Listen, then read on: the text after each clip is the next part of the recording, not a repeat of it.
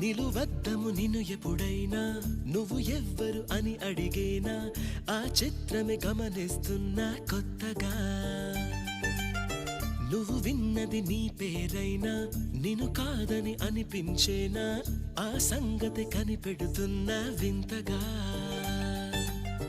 నీ కన్నుల మెరిసే రూపం నాదేనా అనుకుంటున్నా